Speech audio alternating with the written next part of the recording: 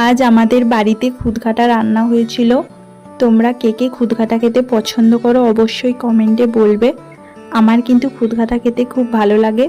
খুদঘাটা দেখলেই আমার ছোটবেলার কথা মনে পড়ে যায়। ছোটবেলায় আমরা সবাই ভাই বোনেরা মিলে খুদঘাটা রান্না করে খেতাম, তখন আমরা খুব আনন্দ করতাম।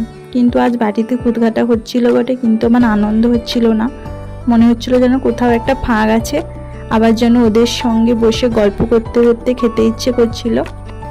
আজ আকাশটা মেঘলা হয়ে আছে বলে মা বলল খুদঘাটা রান্না করো, তাই খুদঘাটা বসিয়ে দিলাম। এতে আলু মলার জন্য কয়েকটা আলু দিয়ে দিয়েছি। তোমরা সবাই জানো আজ ঝিরঝির করে বৃষ্টি পড়েই যাচ্ছে, এই জন্য ঠাকুরকে জল দিতে দেরি হয়ে গিয়েছিল।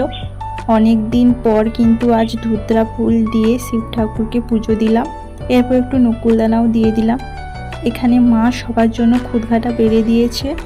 আজ সবাই একসঙ্গে খুদঘাটা খেতে বসে পড়েছি, সঙ্গে এই পুচকিটা আছে, দেখো আমার হাত দেখাচ্ছে। আওয়াজ শেষ করে এখন আমি রান্নার জন্য সবজি কেটে নিচ্ছি। এখানে আমি ভাত বসিয়ে দিয়েছি, সঙ্গে সব জোগাড়যন্ত্র কিন্তু করে নিয়েছে।